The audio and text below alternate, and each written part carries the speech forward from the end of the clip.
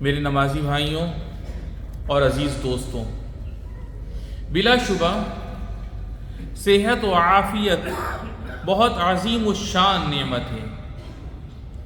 در حقیقت عمر انسان کی زندگی کا سرمایہ ہے اور یہ اللہ جل جلالہ کی عطا کی ہوئی انتہائی قیمتی دولت ہے۔ اللہ رب العزت نے اپنی کتاب مبین میں اس کی قسم کھائی ہے، اور نبی کریم صلی اللہ علیہ وسلم نے اس نعمت کے زائل ہونے سے پہلے ہمیں اس کی حفاظت کی تاکید فرمائی ہے۔ پھر انسان کی جو عمر ہے، اسی لیے عمر کہا جاتا ہے کیونکہ یہ تعمیر و آبادی کا عنوان ہے، اور جب تک بدن سے روح کا رشتہ قائم رہتا ہے تعمیر کا سلسلہ جاری رہتا ہے۔ اسی کے ذریعے ہم زمین کو آباد کرتے ہیں اور اس میں زندگی اور تازگی بکھیرتے ہیں۔ باری تعالیٰ جل جلالہ نے فرمایا هُوَ أَنشَأَكُم مِّنَ الْأَرْضِ وَاسْتَعْمَرَكُمْ فِيهَا، یعنی اسی نے تم کو زمین سے پیدا کیا اور اس میں تم کو آباد کیا۔ بلا شبہ لمبی عمر ایسی چیزوں میں شامل ہے آدمی جس کی تمنا کرتا ہے، اور انسانی طبیعت و فطرت جس کی خواہش رکھتی ہے۔ نبی کریم صلی اللہ علیہ وسلم کا ارشاد ہے ان من السعادۃ ان یطول عمر العبد، یعنی یہ خوش نصیبی کی بات ہے کہ بندے کو لمبی عمر نصیب ہو۔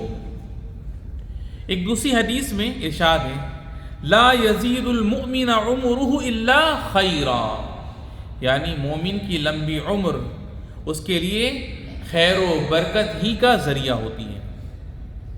میرے دوستو، غور فرمائیے کہ نبی کریم صلی اللہ علیہ وسلم نے کس طرح لمبی عمر کے مثبت پہلو کو مد نظر رکھا اور اس کو خیر و برکت اور سعادت و کرامت کا سبب قرار دیا۔ چنانچہ صحابی جلیل سیدنا انس ابن مالک رضی اللہ عنہ کی والدہ ماجدہ نے جب اپنے بیٹے کے لیے دعا کی درخواست کی تو نبی رحمت صلی اللہ علیہ وسلم نے حضرت انس رضی اللہ تعالی عنہ کے لیے ایک جامع دعا فرمائی، جس میں لمبی عمر کی دعا اور ان کی خیر و برکت کی دعا شامل تھی۔ چنانچہ آپ صلی اللہ علیہ وسلم نے ان کے لیے اس طرح دعا فرمائی اللہم اکثر مالہ وولدہ واقل حیاتہ واغفر لہ، یعنی یا اللہ تو ان کے مال اور اولاد میں کثرت و برکت عطا فرما، ان کی عمر دراز فرما اور ان کی مغفرت فرما۔ اللہ کے نیک بندوں، میرے پیارے بھائیوں، مومن بننے پر لازم ہے کہ وہ اپنی زندگی اور اپنی عمر کا صحیح استعمال کرے، اپنے رب کی اطاعت و عبادت کرے، خوب کثرت سے مفید کام کرے، اپنی زندگی کے مقاصد پورے کرے، اپنے وطن کی تعمیر و ترقی کے لیے کوشش کرے، وطن کی تہذیب کو فروغ دینے میں حصہ لے، اور اپنے تجربات و مشاہدات سے لوگوں کو فائدہ پہنچائے۔ سیدنا ابو بکر رضی اللہ عنہ سے مروی کہ ایک صاحب نے دریافت کیا یا رسول اللہ صلی اللہ علیہ وسلم، سب سے بہتر آدمی کون ہے؟ تو آپ صلی اللہ علیہ وسلم نے ارشاد فرمایا من طال عمرہ وحسن عملہ، یعنی جس کی عمر لمبی ہو اور اس کے اعمال اچھے ہوں۔ عمر اور زندگی کی اسی اہمیت کی بنا پر نبی کریم صلی اللہ علیہ وسلم اپنے رب سے صحت و عافیت کا سوال کیا کرتے تھے۔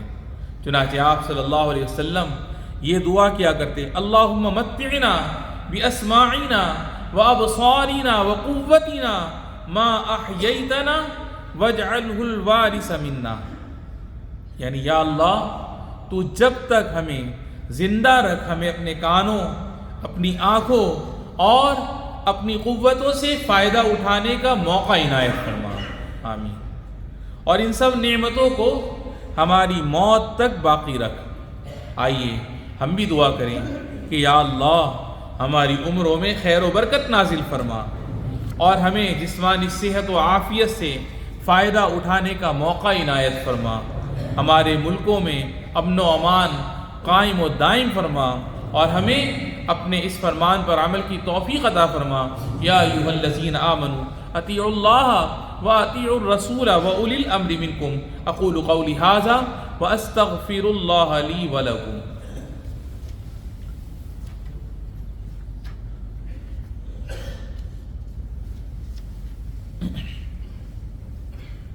الحمد للہ وحدہ والصلاة والسلام علی من لا نبی بعدہ وعلی آلہ وصحبہ ومن تبع ہدیہ۔ اللہ کے نیک بندوں، میرے عزیز دوستوں، یقیناً لمبی زندگی مومن کے لیے ایک قیمتی نعمت ہے۔ پھر اپنی صحت کی حفاظت اور اپنی عافیت کی فکر ان عظیم مقاصد میں شامل ہے جن کے لیے آدمی کوشش کرتا ہے اور انہیں حاصل کرنا چاہتا ہے۔ چنانچہ رسول اکرم صلی اللہ علیہ وسلم نے اپنے اس فرمان میں ہمیں اس کی ترغیب دی ہے۔ اسأل اللہ العفو والعافیہ، یعنی اللہ تعالیٰ سے معافی اور عافیت کی دعا کرتے رہا کرو۔ الغرض، جسمانی صحت انسان کی گردن میں ایک امانت ہے۔ یہ ان عظیم الشان نعمتوں میں شامل ہے جن کی بابت بارگاہ رب العزت میں سب سے پہلے پوچھ گچھ ہوگی۔ چنانچہ بندے سے فرمایا جائے گا یقال لہ الم نصیح لک جسمک، کیا میں نے تمہارا جسم صحت مند نہیں بنایا تھا؟